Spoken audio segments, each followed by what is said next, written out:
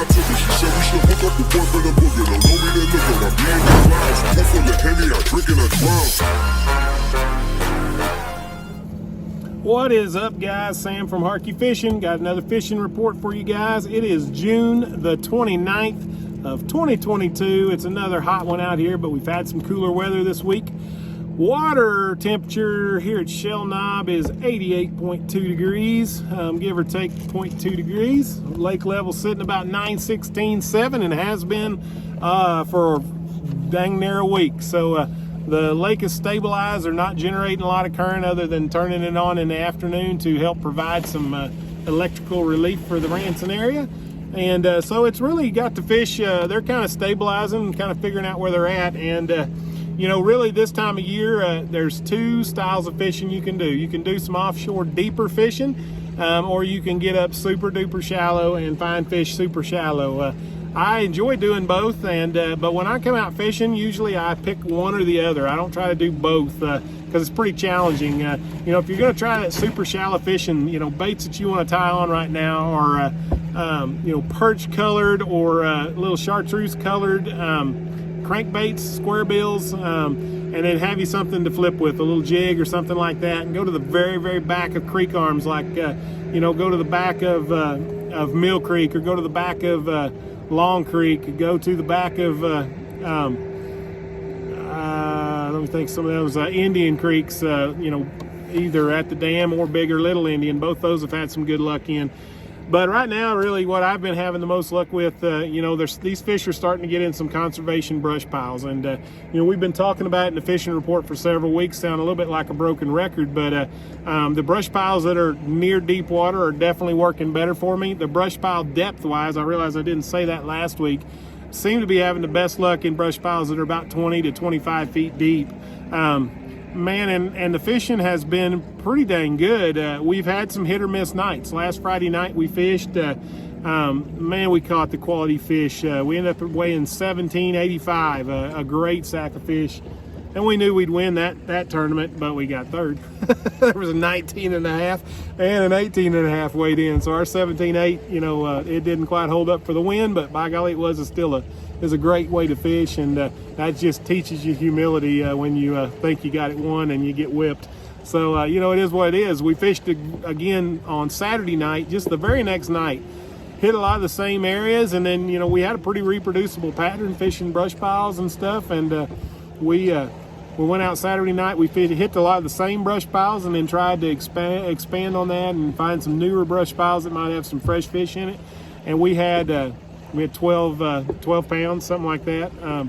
Ironically, it was a much tougher night. 12 pounds got third place. So that just goes to show you in these tournaments, you know, you never know what's going to take. You know, you need to have a limit of fish, but you never know what it's going to take. So fishing's been pretty good. There's definitely, you know, if you're out here fun fishing and not trying to put 4-pounders in the boat, you know, go drop shot some of the gravel points that might have some current running over it, main lake gravel points.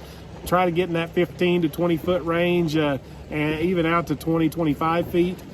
And you're going to have the best luck. If you can figure out your electronics, try sonar. I mean, old-fashioned sonar works great on these gravel points for finding them.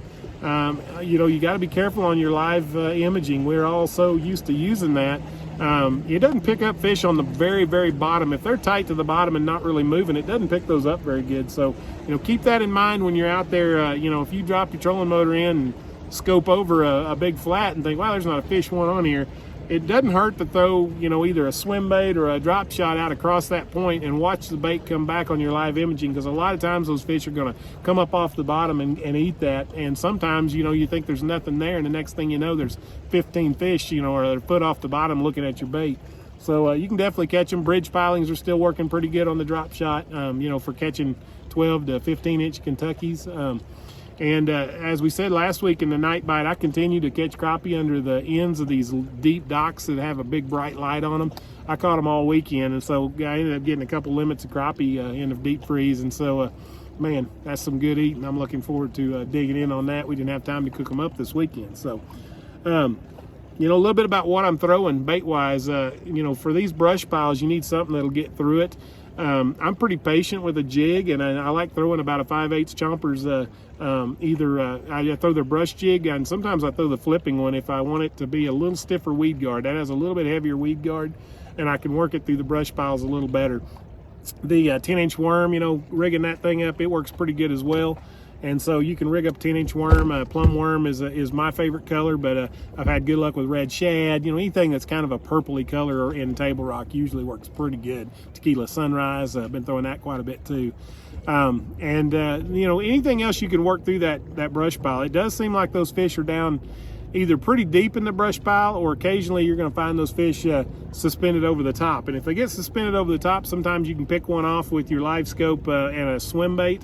But I see it so frustrated with that, just because I throw pretty light line on my swim bait, and you know, with a leader on a spinning rod.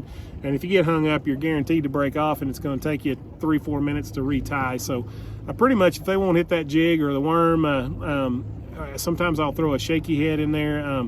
Shaky heads don't do real great through brush either. So, you know, it just, I don't know. I kind of alternate between those two, and maybe I'm just old and the creature of habit, but I've caught so many good fish on those two baits in the summer. They're kind of staples. So if you get out, hit some brush piles. This Core Conservation brush piles, there's usually a sign up on the shoreline that shows it, and most of those, they buried in the 20 to 30 foot range.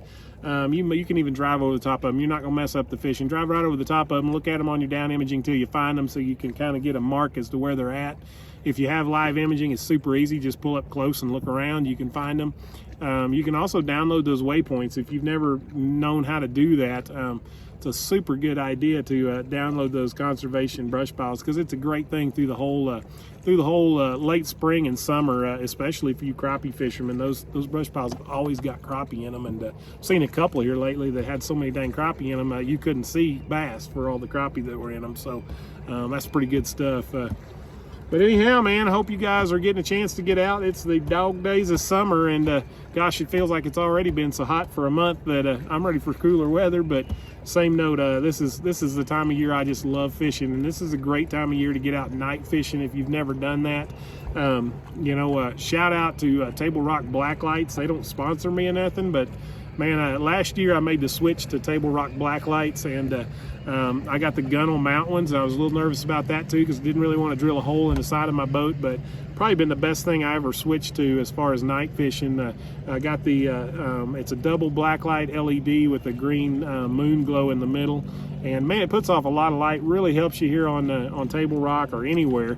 If you're night fishing, that's a nice bright light. I think I've got the I believe they're 2 foot long. They're pretty low profile. They don't get in the way when you're landing a fish. You're not going to get your line hung up in them or anything, and they really lighten it up. You can net your fish by that light, which really helps at night when you don't know exactly which way that fish is going. So pretty nice deal. If you guys had never looked into those, check out Table Rock Blacklights. And but anyhow, man, I think that's all I got for this week. You know, guys, thanks for watching. If you haven't subscribed, hit that subscribe button. I really appreciate all the comments too, man. If you guys man, post a comment of your best summertime bass. You know, man, there's been some good ones being caught. 7-pounder last week on the Friday night tournament. That's what the 19.5 pound limit. That's how they got us beat. So man, it's been fun. So post a picture or post a comment, man. Appreciate you guys watching. We'll see you next week. Till then, see ya.